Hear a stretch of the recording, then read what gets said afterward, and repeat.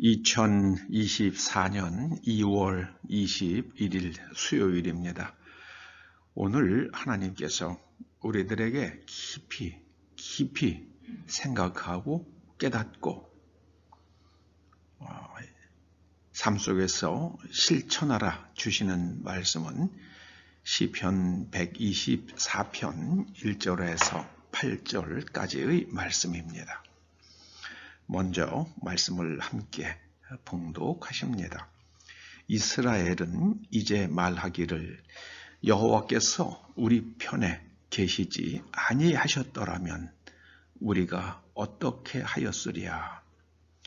사람들이 우리를 치러 일어날 때에 여호와께서 우리 편에 계시지 아니하셨더라면 그때에 그들의 노여움이 우리에게 맹렬하여 우리를 산채로 삼켰을 것이며 그때의 물이 우리를 휩쓸며 시내가 우리 영혼을 삼켰을 것이며 그때에 넘치는 물이 우리 영혼을 삼켰을 것이라 할 것이로다. 우리를 내주어 그들의 이에 씹히지 아니하게 하신 여호와를 찬송할지로다. 우리의 영혼이 사냥꾼의 올무에서 벗어난 새같이 되었나니 올무가 끊어짐으로 우리가 벗어났도다. 우리의 도움은 천지를 지으신 여호와의 이름에 있도다. 시편 124편은 하나님께서 실로 이 대한민국과 조선 백성들을 지켜주셨다는 것을 깊이 생각하게 만드는 시편입니다. 여호와께서 우리 편에 계시지 아니하셨더라면 6.25 동란 때 하나님께서 세계 여러 나라를 통하여 우리를 도와주시지 아니하셨더라면 우리가 지금 어떻게 되었겠습니까? 세계의 역사학자들은 대한민국이 공산화되지 않은 것이 20세기에 일어난 기적 중의 하나라고 이야기하기도 합니다. 그럼 불가능했다는 거예요. 공산화될 수밖에 없었다는 겁니다. 만일 미국이 원자탄 개발이 늦어졌더라면 어떻게 되었겠습니까?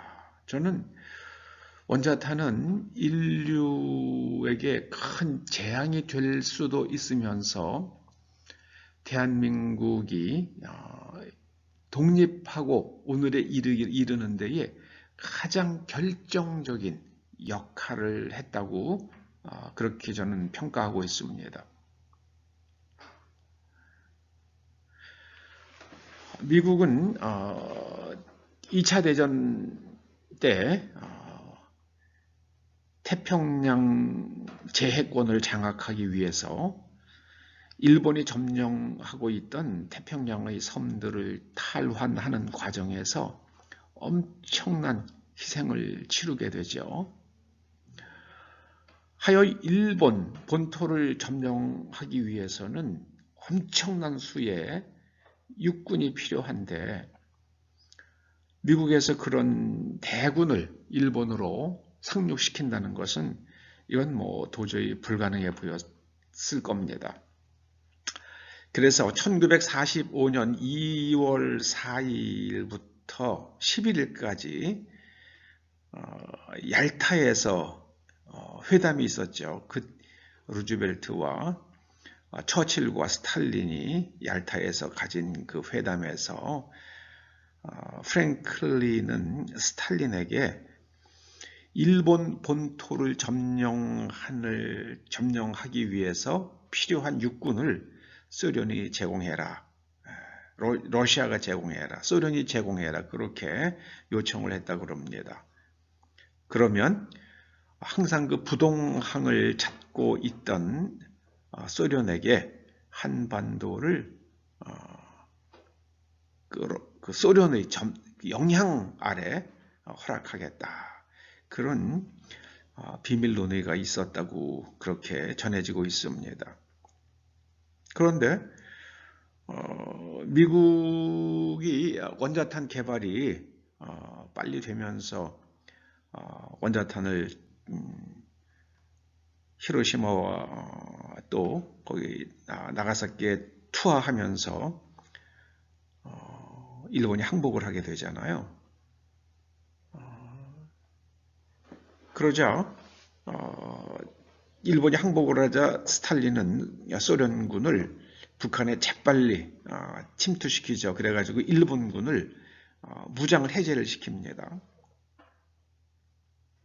그리고 또 남쪽으로도 계속해서 이제 소련군을 진주시키려고 하는데 그때 미국 백악관에서 38도선에서 멈추라 하는 긴급 전문을 소련에 날렸다고 그러죠.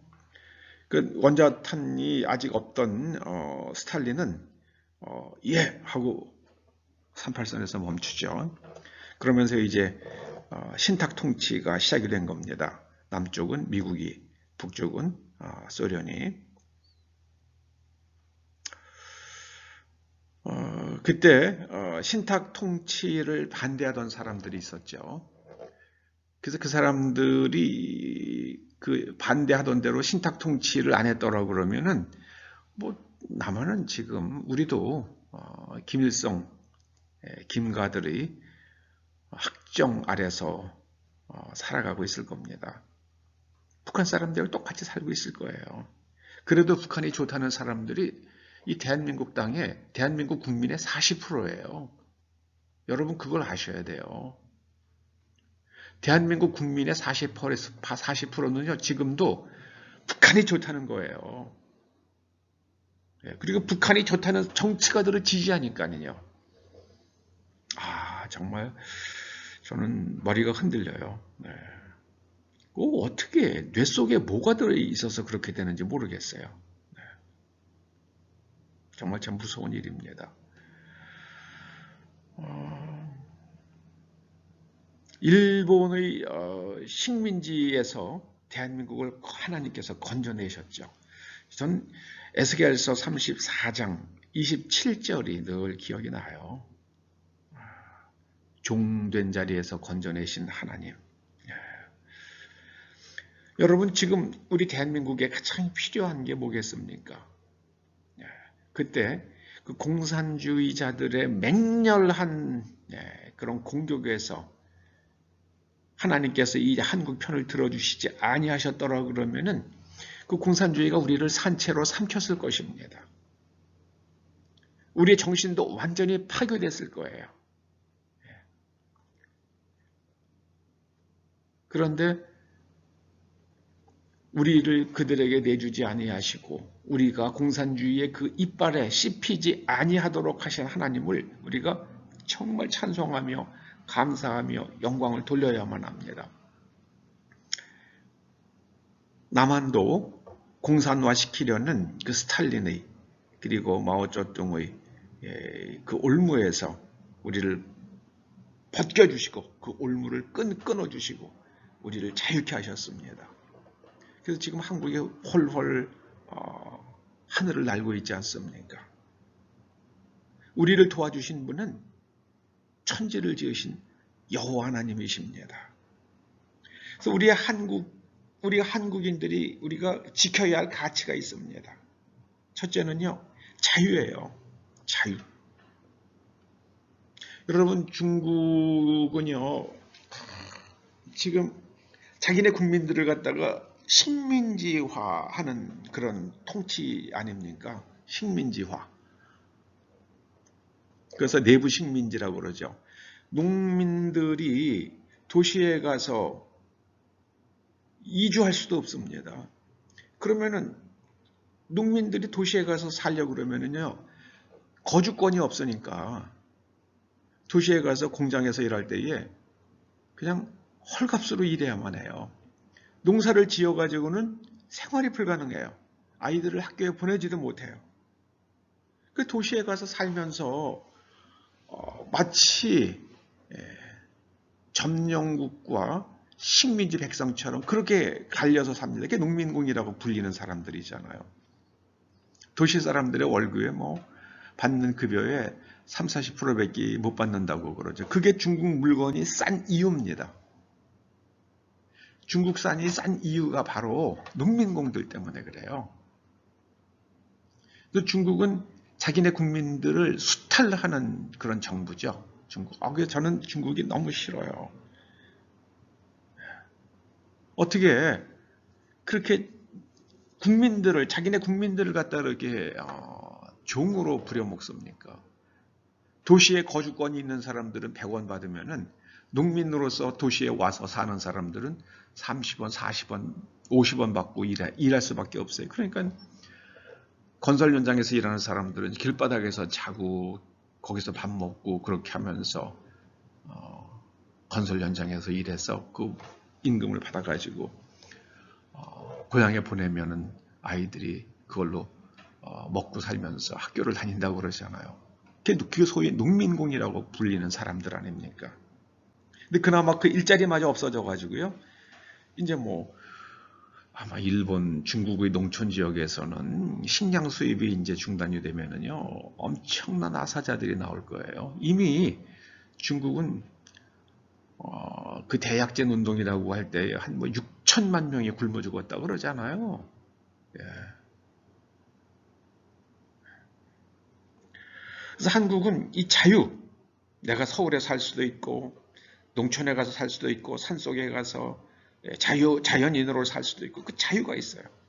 그리고 개인의 권리를 존중하는 자유와 개인 그리고 친실 존중이요. 친실이 중요해요. 그 다음에 우리 자유민주주의 체제를 지켜야 됩니다. 여러분 북한이 저는 민주화하는 사람들이 지향하는 민주주의가 무슨 민주주의일까 생각해 봐요. 왜냐하면은요. 북한의 국명이 조선민주주의 인민공화국이에요. 조선민주주의 인민공화국.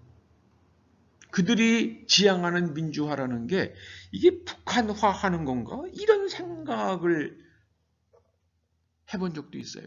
너무 이상하고 너무 북한 좋다고 그러고 남한은 다 틀렸다고 그러니까는 저 사람들이 참 민주화는 북한화하자는 건가? 이런 의심을 하게 되더라고요. 여러분 그리고 중요한 것은요. 시장경제입니다. 시장경제. 내가 열심히 일해가지고요. 내가 돈 벌어서 내 처자식을 내가 먹여 살릴 수 있는 거 있어야 돼요. 중국에서는 그거 불가능하잖아요. 중국에서는요. 공산당하고 결탁이 되어야지만 비즈니스가 가능하다고 그러잖아요. 그리고 외국 기업들조차도 거기 다 기업 만들고 나면 거기 다 공산당 조직이 다 들어가잖아요. 시장 경제가 없죠. 다 무너지고 있죠. 그 다음에 이제 이 국가의 독립이요. 근데 중국은 한국을 갖다가요, 한국 선거에 개입하죠. 미국 선거에도 개입하고요. 호주 선거에도 개입하고요. 그 인터넷이 그게 문제예요. 저는 인터넷은 이거는 적절한 저는 간섭이 필요한 게 아닌가. 완전한 자유 이거는 참 문제가 있는 것 같아요. 예. 그래도 이 국가적 독립 정말 중요하죠. 하나님께서 우리 편에 서주시지 않죠. 방법은 우리가 하나님 편에 서는 것이 하나님께서 우리 편 들어주시는 겁니다. 잊지 마십시오. 우리가 하나님 편에 서야만 합니다. 하나님의 가장 중요한 가치는요. 성경에 보여주는 가장 중요한 가치는 의예요. 체다카와 미슈파트. 다른 사람의 정당한 권리를 침해하지 않는 겁니다. 정당한 권리를 지켜주는 것. 그리고 내 내면 구조가 하나님의 말씀으로 재구조가 되는 거예요. 세계관과 그리고 무엇이 옳은 것인가, 무엇이 좋은 것인가, 이 세 가지 층, 가장 중요한 게 세계관이죠. 하나님의 관점으로 세상을 바라보면서요. 그리고 하나님이 옳다고 그러시는 거를 그게 옳은 거고요. 하나님께 좋다고 하시는 게 좋은 겁니다. 그렇게 내면이 재구조화돼서 이 사람이 머리가 깨져야 돼요. 머리가 완전히 변화되어야 됩니다. 하나님께서 하나님께서 우리 편 들어주시기를 원하시면 하나님 편에 서셔야만 합니다. 다른 길은 없어요. 내가 내 마음대로 하고 싶은데 초월적 존재가 내 편 들어준다. 그게 우상화입니다. 그게 우상이에요. 하나님 편에 서십시오. 그럼 하나님께서 여러분의 편이 되어주실 것입니다. 기도하시죠. 아버지 하나님, 이 땅 백성들이 하나님의 말씀의 진리를 잘 깨달아서 하나님 편에 서서 살면서 그 하나님의 전능하심을 덧입고 그 복을 누리며 살게 하여 주시옵소서. 예수님의 이름으로 기도드립니다. 아멘.